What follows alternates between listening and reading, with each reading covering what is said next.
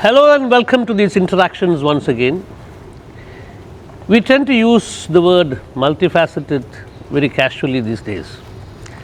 But the interactions today is with a truly multifaceted person, Professor Jon Foster Pedley, Dean and Director of Henley Education Institutions, the University of Henley, and of course the business, essentially focusing on business studies. But then, as I was telling you in the beginning, this man who is with the interactions today is truly multifaceted. There's not much that he has not done with his life. Of course, he's 75 years old, he doesn't look it. Now the world knows. John, welcome to this interactions. Thank you, Venki. I am truly happy to have you here.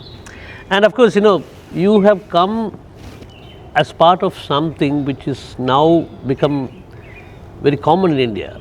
International universities coming to India, some coming with purely commercial interests, some coming like you with varied interests which involves contributing to the world and society at large. So we're going to have your university is going to have a collaboration with another interesting, unique organization from India called SOIL, which is trying to set up a unique agricultural university for people of marginalized communities in Dehradun, and an extension of that in Sci-Fi in Uttar Pradesh, and we are sitting in Uttar Pradesh today. So could you tell me how and what you are planning to do in terms of this collaboration? Thank you, Venki. And as you say, it's an absolute pleasure to be here, and it's a delight to meet you as well. I've been learning about you, so you think I'm multifaceted, I think you are. But thank you very much. So we're very proud to be here. I'm part of Henley Business School. I'm the Dean for Henley Business School in Africa, and Henley Business School is part of a larger global business school where we operate from China, Malaysia, Africa, and many other places, in the UK, of course.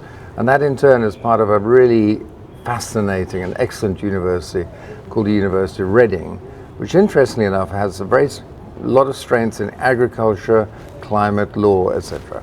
And it's to the west of London. And we are very interested in India. So I'm here as part of a delegation, and I've taken time from the delegation to come here and talk to Arlok and the people from SOIL. So we're interested, very, very interested in the work you're doing here, because you're going to be working with not only with farmers and people who are, if you like, marginalized and not part of the mainstream economy, through no fault of their own because of the social and other circumstances. And we'd really like to bring business skills that business school can do and management skills into that context, so we can help them grow farming enterprises and other regional enterprises that have more prosperity, that are not just seeking for profit but also contribute back into society. No, absolutely. The point is, there was a long period of time in India. I mean, we got independence in 1947. Of course, we were, the colonial Raj that we had over was the British. Of course, where you hail from, but that doesn't, that's not going to color our conversation. So the point is, we did not have agriculture which was kind of looking at the business aspect of agriculture. In recent years, that concept has developed in India. Earlier, what we used to have, subsistence farming, basically the farmers doing farming to sustain themselves, and the produce going to the market to kind of, to take care of the people's edible interests. So that was a very limited operation. But then over the last few years, in fact, last couple of decades, we have had this understanding that agriculture also needs to be treated as a business, but a business which is pro-people and proactive. Right. And I know that in the kind of education that you are providing in South Africa as Dean and Director of the Henley Business School, there is a very clear stream of inclusive programs, not only in terms of including people, not only in terms of inclusivity for people of different sections, but also inclusivity in terms of different disciplines, which also include people-oriented disciplines. Great. Could you explain what exactly and how this can be brought into your collaboration with SOIL? Certainly, we have a motto for Henley Business School in Africa, very simple. We build the people, who build them in confidence, who build the businesses that build Africa. And the whole idea is that you're building people who can do meaningful work in organizations, make those things thrive and prosper, and in doing that, they will lift the whole country up and the whole continent up, we hope. And I think there's a lot of parallels for that. What we've found is that just teaching disciplines and teaching theoretically is of course not enough. Okay. People don't live theoretically, they live with their hands, they live through making things, they live in engagement with each other, they live collectively. They think together, they work together, they imagine together, and they commit together. So how do you develop education that helps people develop skills that are not just life skills, but skills for making things work, better business work? So we have to do a lot of experiential learning. We work on the individuals, but we also work with a very fundamental belief, and that is that education and intelligence are not the same thing. Just because you're very educated doesn't bless you with enormous intelligence. And just because you don't have access to education doesn't mean you're not very intelligent. Right. And so marginalized people are often stigmatized because of that and then lose confidence in themselves. So we bring confidence building activities that they can see work, and in the process of doing that, they start to get more confidence about their own operations and their businesses. Those businesses start to thrive and they work with each other. We have a range of techniques and models where we use to develop that capability in people, and I'll be happy to explain them more. Yeah, of course, it's a very important topic, but then it will take too long a time. I think it will, yes. That's better for a text article where we can explain this. But how long have you been doing this? I mean, I've been in. No, I'm talking specifically about this form of education. Around, I think, one way or another, been building it up over 30 years.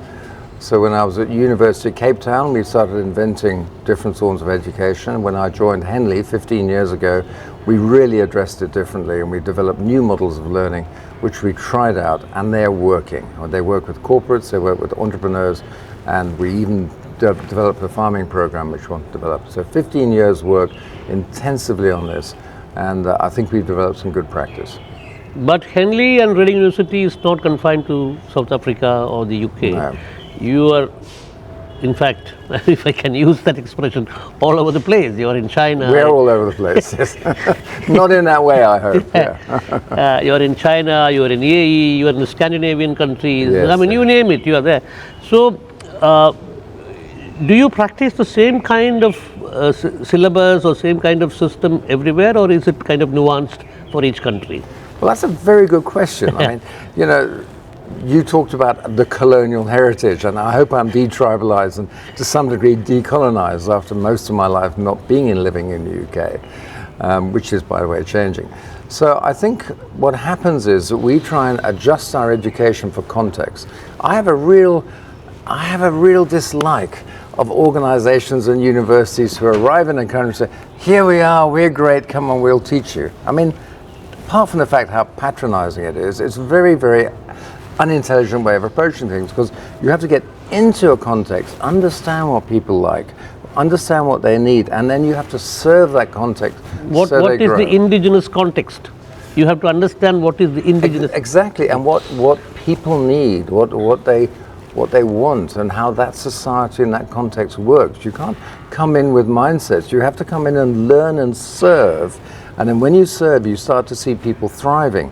And as educators, we're not here to build markets, we're here to build learning. And that's what makes us alive. That's our vocation. And I believe that learning institutions, universities and everything should remain with that vocation of developing people for meaningful activity that helps them, they grow and their families grow and their communities grow and their society grow, because that's the purpose of university. That's really subversive. In fact, I would say that this approach that you have of giving value to the local conditions, the indigenous wisdom and the knowledge, That's actually subverting the colonial past, and it's kind of unlearning the entire colonial education system. Well, the past was the past, and it had its time for better or worse. And we live in a different world now, where all our children are living together. Our kids work together. You know, we doesn't matter where you are in the world, they're connected in different ways. They have different aspects. The speed of communication is much greater. The intensity of communication, the media with which they communicate has changed. So we need to create a much more collective thing. So I hope it's subversive to old ideas, because I'm a great believer in creative destruction. You've got something here, you've got a gene pool, but you must reinvent for the context. And we're living in a world of climate change, which is plenty of denialism. We're living in a world of great exclusion and poverty. We're living in a world with massive challenges. And we can't be doing this theoretically. We have to learn our way forward through these experimental engagements we're doing. And soil is one such. Soil is building something I believe in here in this province, and the state, and in Lucknow. And we want to be involved in that because we see something worthwhile that we can learn from, and I think maybe apply some of our skills into, which I hope would be useful. But more than that, we want to become really engaged with emerging contexts and understand the world we live in, so that we can spread education in a different way. So it's not owned by one sort of part of the world or one approach to living, but it really is serving a context and helping people thrive. And absolutely. That's what educators should be doing. Absolutely. And this is clearly very different from the hundreds of universities, foreign universities that are coming into India, hundreds of business schools who are coming into India and selling their wares or produce as I mean, you must be so bored of it. So yeah. Here they come again. You know? Yeah. So anyway, look forward to this. But then soil has got a very interesting slogan in its core. They want to harvest brilliance. When they got into when they went into this field of agriculture, and they specifically kind of laid emphasis on the fact that that they will cater essentially to the marginalized communities of this country, and of course, which is the quantum is not small. The quantum of marginalized communities in this country is not small. So, what concrete interventions will the organizations that you represent bring to soil? Well, the first thing we do is not come in and say, here we are, here's something. We come in and listen and learn. So I've been listening to people last night, to you and to Arlok and his team. So I want to really understand the context. So the first thing we do, as good design thinking principles, you immerse yourself in understanding, almost like an ethnographic immersion, to understand what people need. So I'll spend some time doing that. And then I anticipate from that we'll develop one or two really useful initiatives, because I'm a great believer in learning through initiatives, not learning through papers and theory. And I hope that what we'll do is bring some management capabilities to the farming community and to small businesses. But particularly I want to do work on experiential learning. There's a whole cycle of learning which is making sense of a complex context, understanding what to do about it, and then putting something in place. But underneath that, learning from your own experience in a very disciplined way. We typically don't do that. We try something, it didn't work, so we tried again with the same mindset. We're involved in trying to understand, how do we think about a problem in the first place? Was it the right way of thinking about it? And from our experiments, understand the limits of our own assumptions, and then start challenging and improving our assumptions. So each time we come in with a better model of thinking to resolve it, which automatically contextualizes it to the local people, local thing.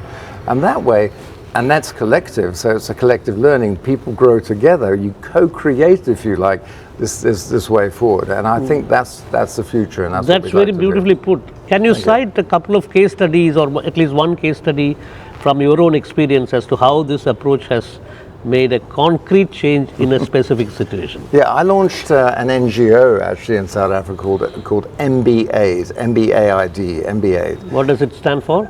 Well, MBA. Okay. And aid. Okay. Yeah, and the idea behind that was to say, can we turn the energies of business schools towards social welfare, if you like? And I don't mean put them into the social society. I'm a great believer in meaningful economic activity, as we should be. So it's not like we're rejecting that at all. It's just say, how can you use that? So we work with over 300 NGOs to try and help them. In South Africa? Yes, but here's the thing. We take teams of executives who will work on an NGO. The executives think, God bless them, that they are coming here to help. Him or her? Yeah, him or her, both. That they're here to help the NGO. I've got this beautiful picture of this sort of European executive holding an African baby, and the picture says, "Here I've come from Europe to help the African baby." And I tell people to look at the photograph and look at the young child's smile. The young child's smiling like this, okay? But I say, now look at the executive smile. That executive is like a blissful smile. Okay. And why? Because that executive is getting more out of it than the NGO is. It's really a trap to get executives who are engaged in what they do in their businesses, producing profit, producing whatever, to understand that when they're in face of a real human context, or people who really need something, their assumptions, that whatever they've built in themselves evaporates because they're faced with humanity. And they have an epiphany. And I believe that education is a sort of architected series of epiphanies. And epiphanies is what, and once you have an epiphany, you can't run back from it.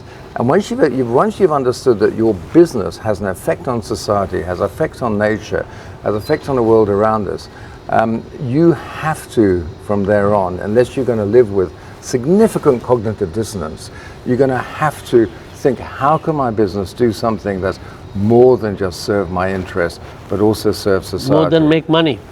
Well, money is there for a really good purpose. You know, I believe in profit, but I don't believe in profiteering. I mean, if you don't make profit, you're, forgive my words, but financially incontinent. Somebody's going to have to clean up your mess.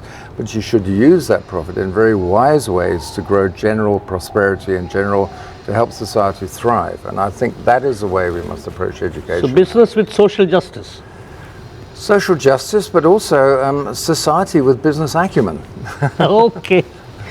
Oh, that's a Hegelian Marxian combination. Well, I wouldn't know. You probably know more than me. I just see it as a way to get people to do better, to have more well-being, and also perhaps for us to challenge the way we approach life. You know, why and what are we doing with our lives? Is the service of just having money, is that dignified, but also is it intelligent? Because we're trying to build societies. We live in communities, so and businesses are more collaborative actually in the way they're constructed than they are competitive. Although we teach competitive advantage all the time, actually collaborative advantage is way more important. So how do we find ways to get the best out of people and to lift everybody's energies, particularly in imaginative ways that create passion with intellect? And when you put those energies together, you've got a chance of doing something, we hope, that's going to be a little bit more productive for our children than just creating. Personally, after having read a bit about your life, the way you have kind of lived the 75 years of your life, I mean, not exactly all the 75 years, but the formative years, from the beginning of your formative years of your life, I know that you have had to put it very mildly, a very checkered kind of existence. There's not much that you have not done. You have been a kind of agricultural laborer, you've been a daily wage laborer, then you have gone into aviation, you're a qualified pilot yourself. So perhaps I feel that you get this perspective of what I call business with social justice, and what you call as society with business acumen, which is, I think, kind of more or less the same, or kind of they're supplementary. I think one of the reasons why you have got this approach is because of the kind of life that you have led. It's kind of fascinating to have so many varied experiences in your life. So is your team at the Henley Merson School, everybody like you? Are they all molded in the same? They're all far better than me.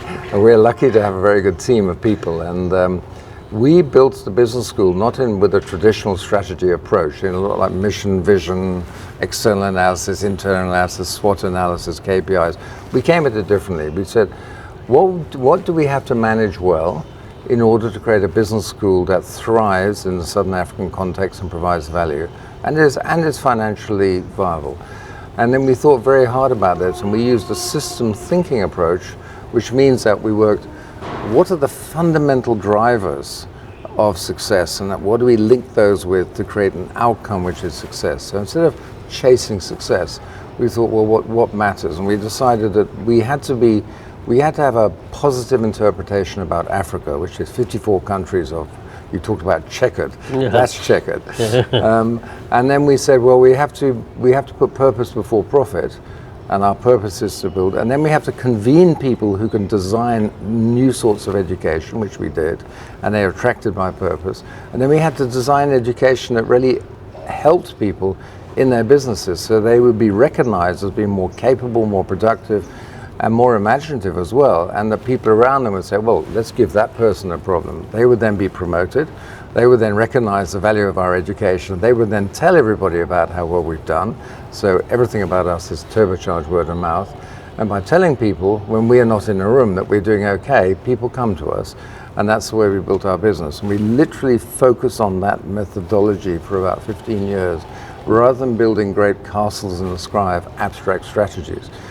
I taught strategy for many years at the University of Cape Town.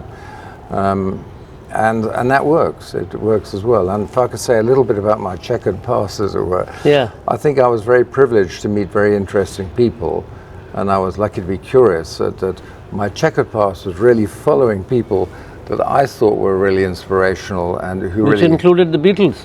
Of course, include the Beatles, and the Rolling Stones, and many others, and many beautiful Indian musicians. I'm a great like who? Well, I particularly like all the traditional tabla music, you know, or the traditional drumming and that. We give scholarships to musicians to do MBAs in South Africa. And I wish I was a musician. So I'm hoping to see more of that when I'm here. Yeah, so I mean, to delve a little more into this thing, you were also fascinated by the hippie culture at one point of time, and you went there, and perhaps you lived up the hippie life, and then you came back into a disciplined aviation. Yes, I think I was born at a time when people were really exploring and thinking. There was a lot of counterculture, so I started off in the Royal Air Force as we're going to military academy. And then I bought my way out to explore things that I'd never been exposed to in my life. And in those times, there was a movement to do that. And we became very interested in counterculture, in consciousness movements, and in, you know, a lot of British people and international people came to India to learn from your spiritual disciplines. I was one of those people who was very attracted to that, and certainly did that for a while. And I still think I benefit from those years in terms of, you know, understanding about mindfulness and understanding of very different ways of thinking. And then I left that and went back into determining to be a pilot and many things from thereafter. So it was a career like that, but it had a period there where I let go of all my privilege, if you like, voluntarily. So you could say that was foolish, but I did that. But I met so many different people, and I think that changed me. I think I was very lucky to be exposed to interesting thinkers early in my life, and it really How did helped. you get into teaching? I always liked to. I think I started by flying instruction. I had to work my way to a pilot by being a flying instructor for a number of years, and I really enjoyed instructing people. And I really enjoyed seeing people grow and learn, and it stayed with me. Later on, when I did my MBA, which I was sponsored for by British Aerospace, where I was selling airliners for them in Africa and the Middle East, Did you take many developing nations for a ride? I didn't, unfortunately. Unfortunately, but that's another story, because, you know, that's another story, because I think there's a very strong dynamic of doing exactly that. And if I'm really serious about you, one of the things that conscientized me was seeing these large industries working in developing nations, understanding, well, where's the budget coming from for these aircraft or whatever it was, and thinking, well, it's coming from taxes, and those taxes are mainly from people. Is this providing value? So I think what happened after that was that after I did my MBA, I enjoyed strategy. So I walked up to a local college and said, can I teach? I don't know why I did that. And I met this South African complexity theorist. I didn't know he was that. He was a world-leading complexity theorist. He took pity on me and allowed me to teach. So who was that? A guy called Ralph Stacey. He's passed on now. He wrote a number of books on complexity theory. I attended. We will show a picture of his during this interview. That would be wonderful. Ralph Stacey. He was a tremendous guy, and he was very influential on me. And from there on, I carried on teaching until I decided to join academia full time. And I was very lucky to get a job teaching strategy at the University of Cape Town, which I did for 15 years. And they say you teach what you want to learn, right? And to teach is learn twice. And I was able to spend 15 years thinking about what strategy meant, and came up with a very different perspective, I think, for me, based on those backgrounds, which we then put into practice at Henley.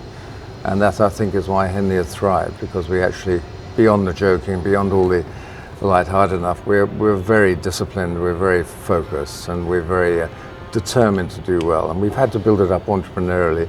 You were one of the founders of... No, Henley was actually founded 80 years ago, coming up to our 80th anniversary, as an offshoot college of University of Oxford. When I joined Henley in South Africa, there were 5 people in an office. We were very tiny, and we grew without any subsidies, without any investment, without any loans. We grew organically from 30 graduates a year to 2,000 now, and we're continuing to grow with a range of programs, mainly because we have an amazing team. And I think people are attracted to purpose-driven organizations which have discipline. So, how did other business schools take to your approach? Because it's certainly offbeat and not the beaten track. Well, it is off the beaten track, but for those schools who are very determined to follow very theoretical syllabi. But there are many business schools. No, I'm asking about their response. The business schools, did they see who is this pariah who's coming up with this? Well, I think yes. To begin with, they said they're not going to go anywhere. In fact, I've had conversations with the leaders of previous business schools who, when we joined, they laughed us off, said, oh, they'll never do it. They say, you know, when you're an innovator, first people ignore you, then they ridicule you, then they get very angry with you, and eventually they give in. They imitate you. Well, then they imitate you, yeah, which is happening. And I think they did discard us. They said we wouldn't have a chance. But people see resources, they don't see resourcefulness.